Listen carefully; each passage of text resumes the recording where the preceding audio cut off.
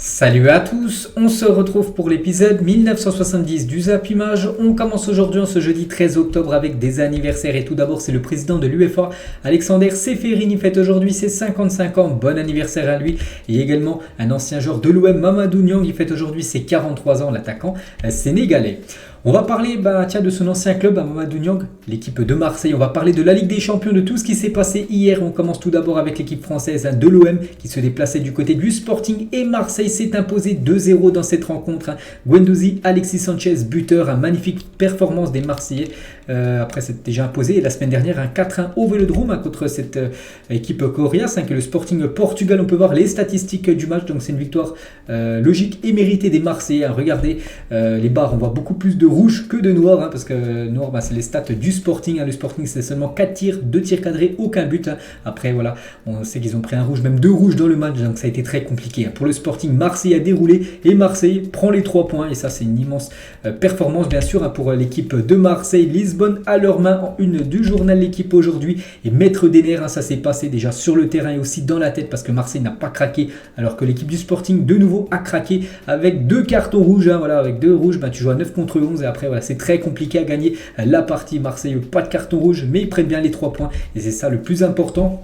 Et hier, celui qui a un peu pété un câble, on va dire, du côté du Sporting, c'est Ricardo Esgaio face à l'OM. Donc 16e minute, un jaune, 19e minute, un autre jaune. Synonyme de carton rouge.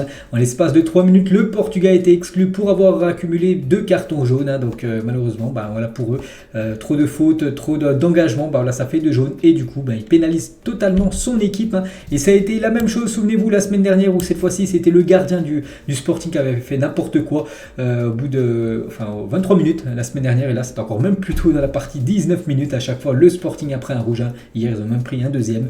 Donc le scénario se répète. L'OM va jouer une nouvelle partie du match à 11 contre 10. Donc voilà, Marseille prend et Marseille surtout prend les 3 points et c'est ça le plus important et c'est un record et un événement parce qu'après 20 matchs, Marseille devient le premier club français à battre un club portugais chez lui en Ligue des Champions. On prend tous les clubs français de l'histoire, le PSG, Lyon, voilà, souvent ceux qui jouent en Ligue des Champions, jamais une équipe française s'était imposée du côté du Portugal en Ligue des Champions, chose faite avec l'équipe de Marseille. Et en battant le Sporting hier soir, l'OM vient de s'offrir sa première victoire à l'extérieur en Ligue des Champions depuis 2011, c'était face à Dortmund à l'époque, souvenez-vous, Valbuena, André Ayew et Loïc Rémy avaient été buteurs à côté Marseille lors de cette soirée magnifique pour l'Olympique de Marseille.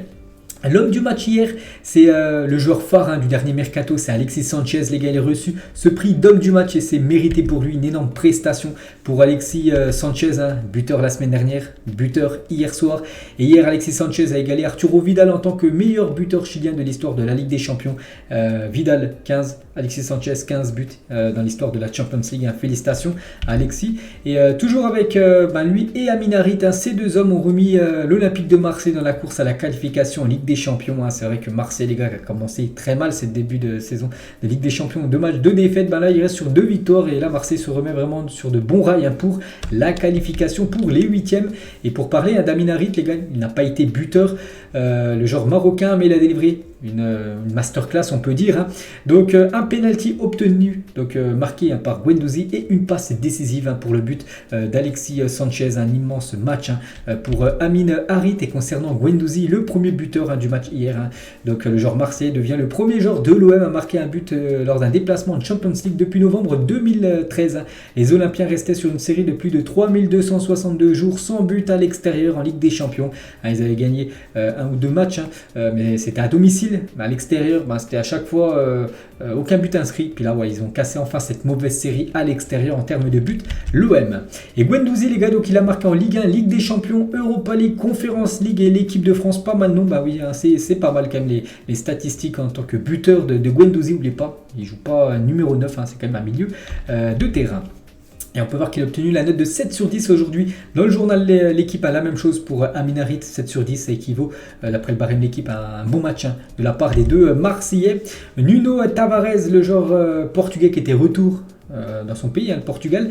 Donc Ruben Amorim a essayé de me provoquer un peu sur le terrain, mais je pense qu'il ferait mieux de se préoccuper à maintenir ses joueurs sur le terrain. Voilà le pic envoyé de Tavares envers Ruben Amorim, de maintenir ses joueurs sur le terrain, parce qu'ils prennent un peu trop de cartons rouges en gros. Ils finissent très rarement à 11 contre 11 à cette équipe du Sporting. Et voilà ce qu'elle va déjà dire concernant l'équipe première de l'OM et concernant les jeunes, les U19. Donc la semaine dernière, souvenez-vous, ils avaient pris une correction 6-0 contre le Sporting à Marseille pour la Ligue des Champions Juniors. Et cette fois-ci, ils ont fait le match nul, un partout. Les jeunes Marseillais reviennent avec le point du nul, mais restent derniers de leur groupe en Youth League. On revient sur la vraie Ligue des Champions. Et on va parler de l'autre match dans le même groupe que Marseille. Tottenham contre l'équipe de Francfort. Donc un match avec pas mal de buts, 5 buts dans la rencontre. Et c'est Tottenham qui s'est imposé 3-2 contre cette équipe allemande. Hugminson, un doublé. Et Harry Kane, un but. Comme d'habitude, les buteurs, l'attaquant anglais. Les statistiques du match. Donc Tottenham, c'est plus de tirs cadrés que Francfort. Donc ils ont été plus efficaces que les Allemands. Et le prix de l'homme du match, c'est Hugminson, ce joueur. On ne peut pas le mettre maintenant sous-côté. Voilà, c'est un joueur maintenant qui confirme saison après saison que c'est un très bon footballeur. Et c'est lui qui a reçu le prix d'homme du match hier. Et sur un de ses buts, je crois que c'est le deuxième, il a marqué un magnifique but. Une reprise de volée. La frappe est partie pure. Vraiment, c'était une magnifique frappe. Le gardien adverse n'a rien pu faire. Un magnifique but du joueur coréen. Et toujours sur cette rencontre, donc Tottenham et Francfort ont déposé des fleurs sur un siège en hommage au préparateur physique des Spurs qui est décédé la semaine dernière. Paix à son âme. J'en avais parlé la semaine dernière que l'ancien préparateur physique de Tottenham nous avait quitté. Et du coup, voilà, il y a des fleurs qui ont été posées bien sûr à la place où il avait l'habitude de s'asseoir lors des matchs du côté du Tottenham Hotspur Stadium. Et du coup, ce classement de ce groupe D, donc tout reste jouable pour toutes les équipes. Je crois que sur les 8 groupes de la Ligue des Champions, c'est le groupe le plus serré après 4 journées. Donc Tottenham 7 points, Marseille 6 points, Sporting 6 points, Francfort 4 points. Donc Tottenham qui est premier, ils peuvent toujours terminer en dernière position et Francfort qui est dernier, ils peuvent toujours terminer en tête. Donc voilà, tout va se jouer dans les 2 derniers matchs. Mais bon, Marseille peut valider sa qualification pour les 8e dès la semaine prochaine. Donc il faut qu'il y ait 2 cas de figure qui se fassent. Donc tout d'abord que l'OM déjà s'impose à Francfort, le futur adversaire de l'équipe de Marseille, et que Tottenham s'impose à domicile face au Sporting Portugal, ce qui voudrait dire que Marseille, Tottenham 3 points de plus, donc Tottenham 10 points, Marseille 9 points, du coup les deux seraient qualifiés pour les 8e, et Marseille, si ce cas de figure là se faisait, Marseille jouerait le match de la première place au stade Vélodrome contre Tottenham. En gros, s'il y aurait une victoire contre Tottenham lors de l'ultime journée, Marseille terminerait en tête. Bon, voilà, on est encore très très loin, mais ça peut se faire les gars, donc félicitations à Marseille pour ce comeback on va dire en Champions League. On va parler cette fois-ci du FC Barcelone. J'ai regardé le match et il y a beaucoup de choses à dire sur cette rencontre. Donc déjà, j'ai fait un débrief les gars sur ma chaîne BizBiz Barça pour ceux qui veulent avoir le débrief complet du match avec les notes des joueurs, tout ça. Donc match avec beaucoup de buts, 6 buts de la rencontre. Donc Barella, Martinez, Gosens, buteur côté Inter Milan, Dembélé buteur côté FC Barcelone, un doublé de Robert Lewandowski. Donc les statistiques du match, le Barça c'est plus de 26 tirs, 11 tirs cadrés, 3 buts. Ils ont eu beaucoup d'opportunités pour marquer. Mounana a réalisé comme un gros match. La même chose aussi pour Ter Stegen. Donc 8 tirs cadrés comme pour l'équipe de l'Inter Milan. Et du coup, voilà, ça se finit à 3 partout. Et les unes aujourd'hui en Espagne, un chaos virtuel en une journal Mundo Deportivo.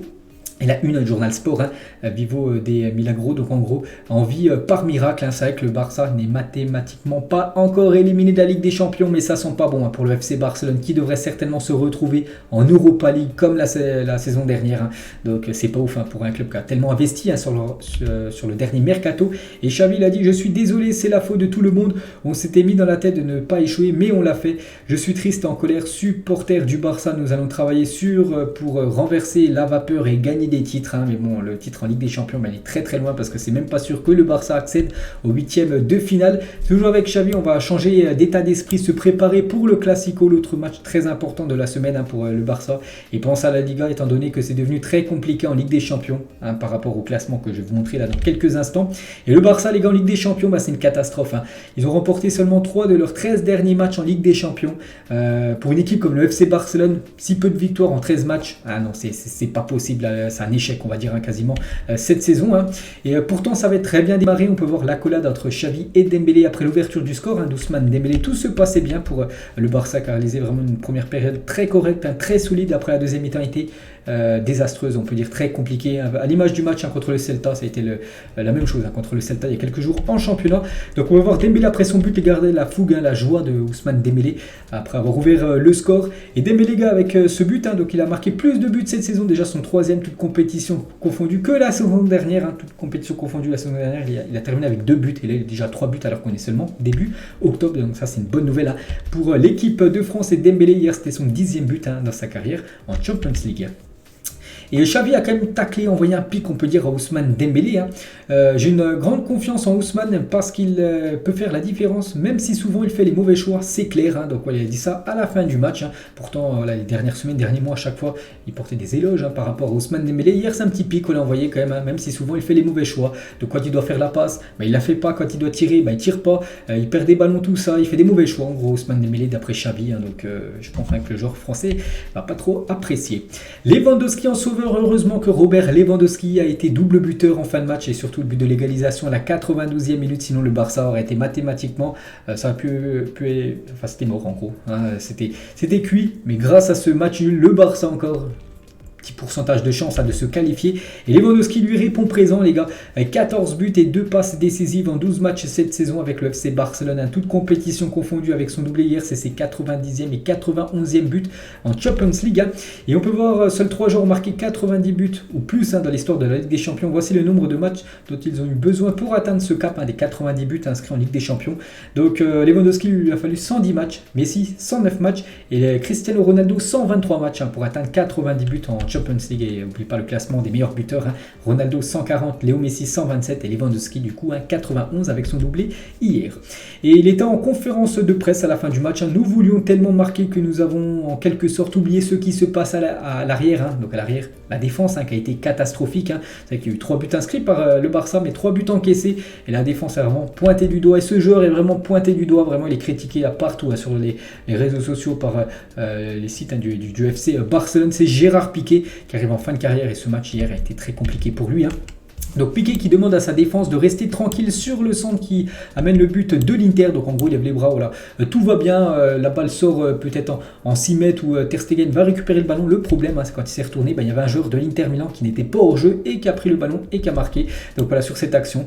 Donc je crois que c'est Nicolo Barella si je ne me trompe pas, le joueur de l'Inter en gros qui n'est pas hors jeu. Et voilà, donc Gérard Piqué a très mal, on va dire anticiper cette action. Et la même chose les gars sur le 3e but de l'Inter Milan, dégagement de Nona, on peut voir Lautaro Martinez est piqué dans le rond central, donc Martinez n'est pas hors jeu et du coup on en a fait la passe pour Lautaro Martinez et Gérard Piqué. On peut voir déjà sur cette action qu'il n'est pas en train de coller tout simplement Martinez. Normalement il devrait déjà être sur lui directement, même avant le dégagement. Puis après on peut voir aussi sur la passe de Lautaro Martinez qui amène le but, que Gérard Piqué n'est pas encore au contact sur Lautaro Martinez. Donc voilà, ça a été très compliqué pour Gérard Piqué.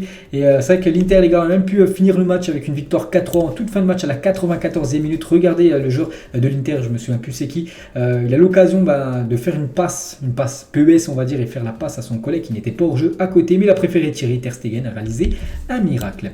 L'homme du match c'est Nicolo Barella qui a été élu homme du match de ce Barça Inter Milan.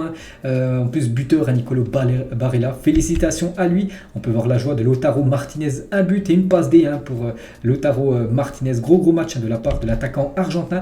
Et il a publié une petite photo à la fin du match sur son compte Instagram. Et regardez qui a liké, Léo Messi. Il a liké une publication de l'Inter qui venait de battre, enfin pas battre, mais on va dire match nul contre cette équipe du Barça. Et c'est Léo Messi les gars qui a liké cette publication. Bon, c'est vrai que les deux sont argentins, mais bon, n'oubliez pas que Léo Messi c'est un ancien joueur du Barça, l'équipe quasiment éliminée par l'équipe de l'Inter de Lautaro Martinez.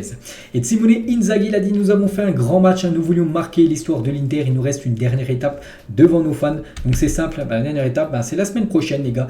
Donc dans 2 semaines, parce que c'est vrai que la semaine prochaine il n'y aura pas de match de Ligue des Champions. La Champions League revient dans 2 semaines et l'Inter Milan validera sa qualification pour les 8e en cas de victoire face à Plzen lors de la prochaine journée. Le Barça sera alors éliminé.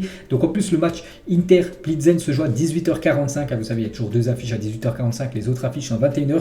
Et du coup le Barça, même avant de jouer contre le Bayern Munich, parce que le match sera programme à 21h, ils sauront déjà s'ils sont éliminés ou non de la Ligue des Champions, parce que si l'Inter bat chez elle à Milan, l'équipe de Plzen, le Barça sera officiellement éliminé de la Ligue des Champions sans avoir joué contre l'équipe du Bayern Munich. Donc voilà, c'est quasiment une élimination pour pour le Barça. Même on va dire, on prend en compte que Plzen réalisait l'exploit d'aller battre l'Inter Milan, il faudrait que le Bayern perdre du côté du FC Barcelone, et ça c'est pas sûr. Donc voilà, c'est les scénarios sont très peu probables pour une qualification du FC Barcelone en 8e.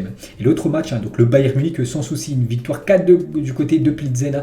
Ils gagnaient 4-0. Bon, après, ils ont lâché un petit peu le match tranquille. Bon, ils ont pris 2 buts en fin de match. Donc Mané, Müller et Goretzka, un doublé.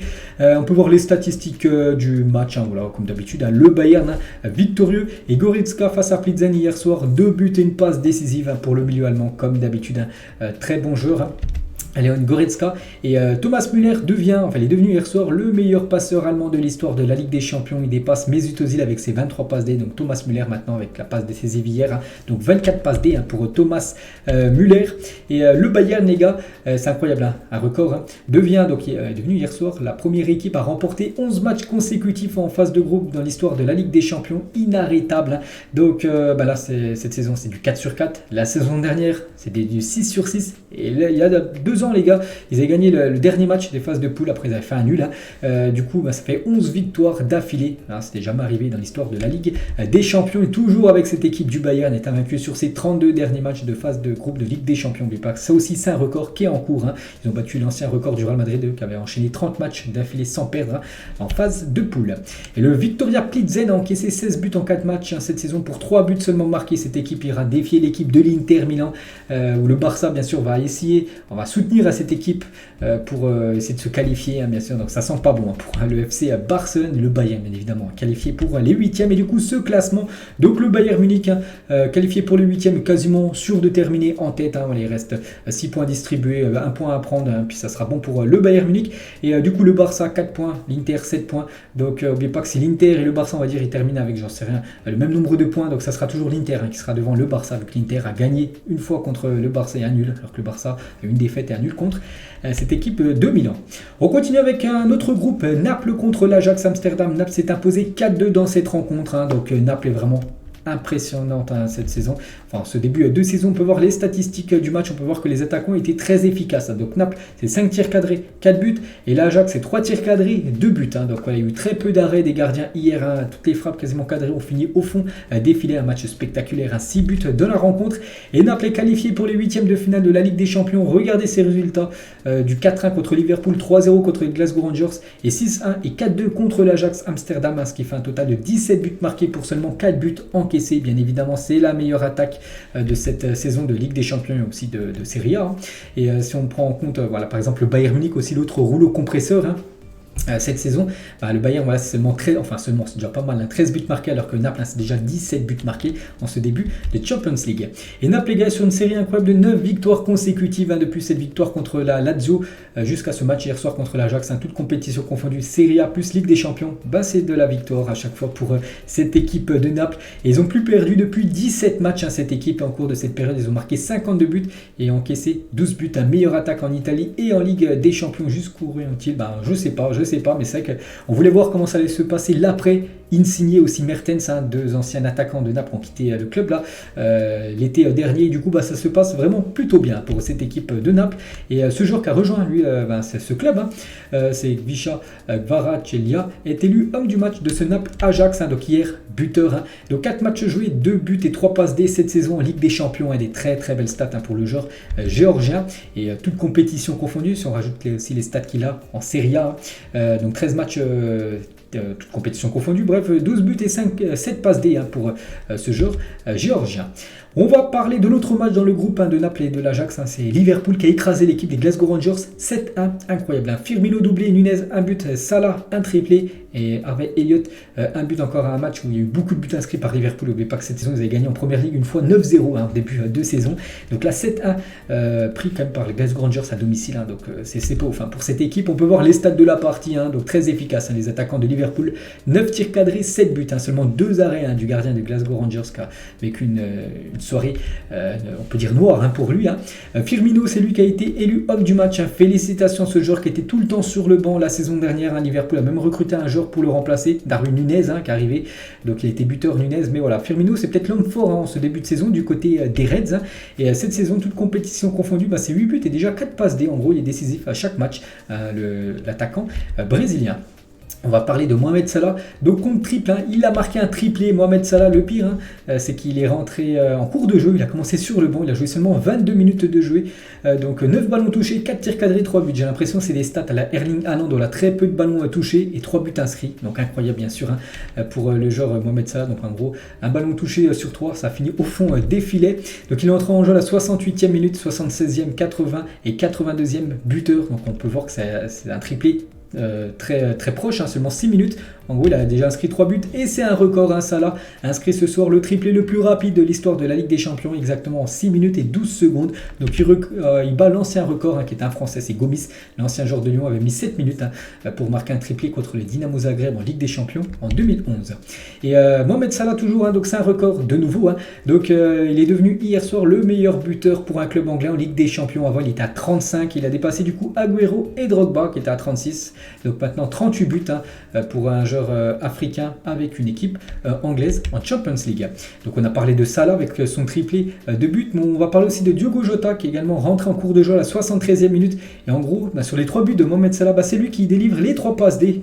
Diogo Jota, incroyable bien sûr ce joueur, tellement sous-coté ce joueur portugais. Et du côté de l'équipe qu'on a pris 7, les Glasgow Rangers cette saison en Ligue des Champions, c'est une catastrophe.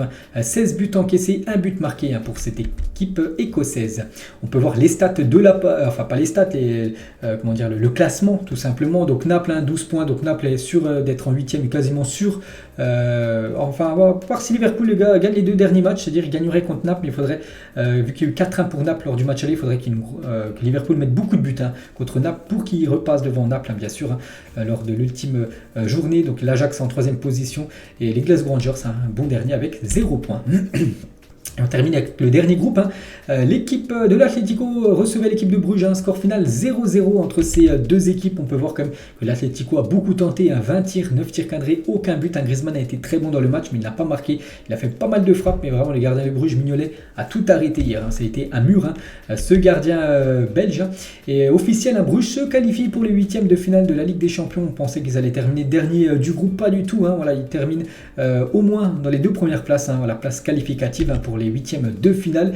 Et Bruges cette saison, c'est du 4 matchs, 3 victoires, 1 nul, 7 buts inscrits, 0 but encaissé, qualifié en 8e de finale. Et après la Gantoise en 2015-2016, Bruges est devenu donc hier soir le 2e club belge de l'histoire à se qualifier pour le 8e de finale de la Ligue des Champions. Donc en gros c'est historique tout simplement pour cette équipe belge d'accéder au 8e de la Champions League.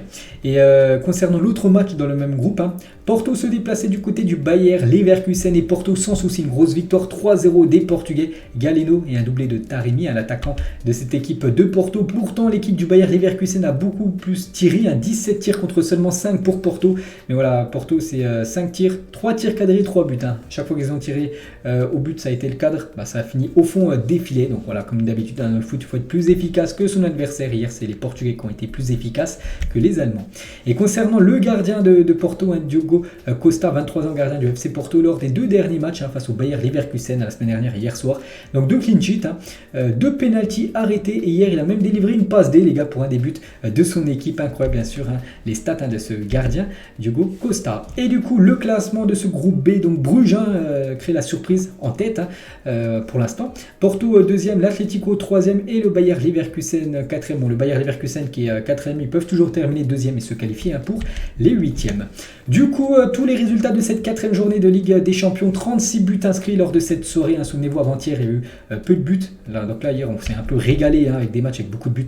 Liverpool Rangers il y a eu 8 buts, Barça il y a eu 6 buts, Tottenham Francfort il y a eu 5 buts, donc même Bayern 6 buts également inscrits. Ça a été un festival de buts hier.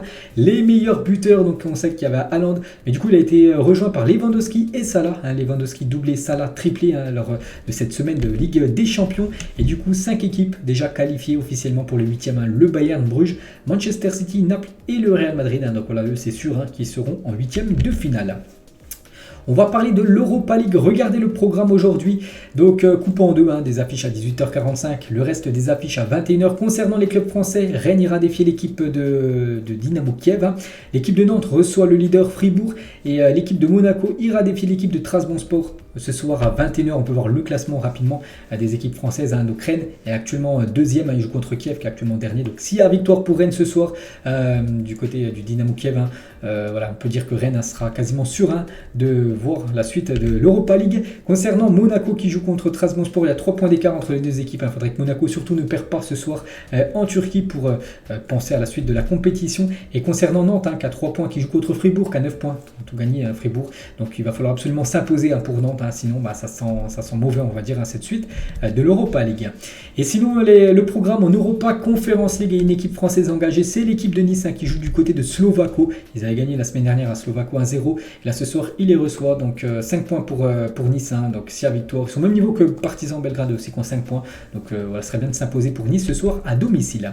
On va parler d'Allegri ne possède plus une confiance illimitée de ses dirigeants. L'entraîneur de la Juventus a un mois pour retrouver des résultats. Vous savez que la Juventus a perdu, c'était avant-hier, 2-0 du côté de Maccabi Haifa, et ça passe pas du tout du côté de l'Italie. Regardez la Gazzetta dello Sport, dans leur journal, ce qu'ils ont dit sur Max Allegri: tout n'est qu'improvisation et désespoir, un mouvement, un coup étudié, rien, il n'aide pas son équipe, inverse rôle et système, confond et se confond dans la recherche d'une idée. Donc voilà, il a été complètement descendu, on peut dire, par ce journal italien.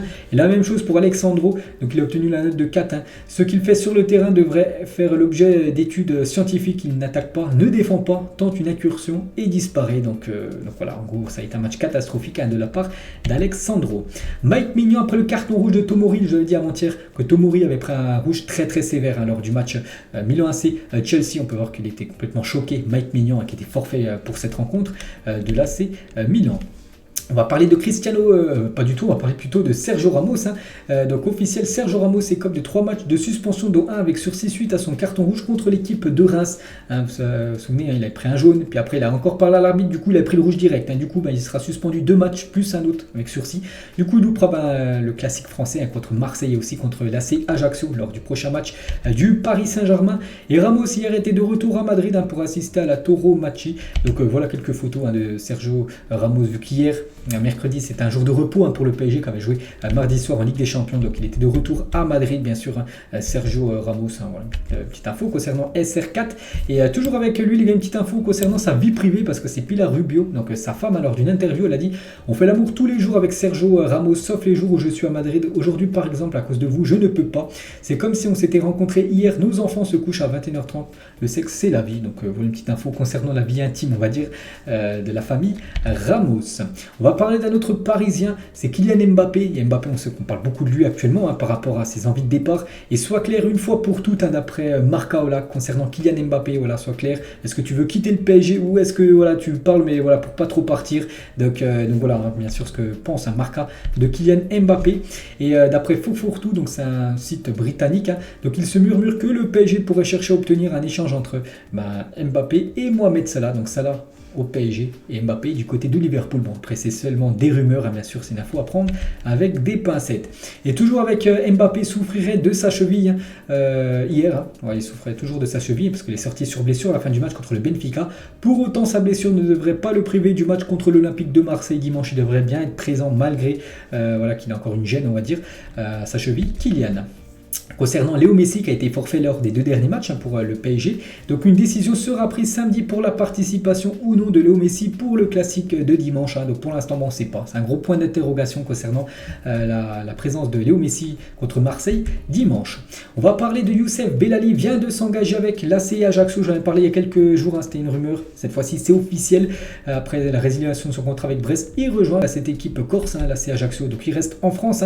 Et Andy Delors, joueur professionnel et intermédiaire dans le recrutement de Bellali à Ajaccio, visiblement, parce qu'on peut voir que l'AC Ajaccio l'a dit, donc l'international algérien rejoint nos rangs. Donc PS, merci Andy Delors, parce que certainement Andy Delors qui connaît très bien Youssef Bellali, vu que les deux sont international algérien, donc il a dû dire à Bellali, il conseillait de signer du côté de Ajaccio, et du coup Andy Delors il a dit de rien, top joueur, il va vous faire du bien, et les supporters de l'AC vont l'adorer, belle saison à vous.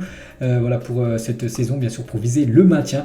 Donc une petite info concernant Youssef Bellali, bien sûr, nouveau joueur de cette équipe de l'AC Ajaccio. Donc on peut le voir avec ses nouvelles couleurs.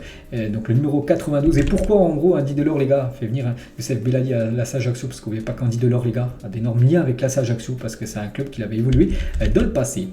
Félix Liga voudrait quitter l'Atlético de Madrid cet hiver, ce joueur qui a coûté très cher à l'Atlético, 130 millions d'euros, ils avaient déboursé au Benfica pour s'offrir, le joueur portugais, et depuis quelques matchs, il ne joue plus. Félix, voilà, c'est simple, hier sur le banc, 17 minutes lors du match de Liga la semaine dernière, 11 minutes lors du match la semaine dernière contre Bruges, ou même 4 minutes contre le FC Séville, ça qui joue plus du tout. Vu que Griezmann maintenant peut jouer les matchs entiers, voilà, le problème c'est que lui, il fait les frais que Griezmann peut jouer, et du coup il joue des bouts de match, ou même des fois il joue pas du tout, comme le match hier, et il voudrait quitter le club, Félix.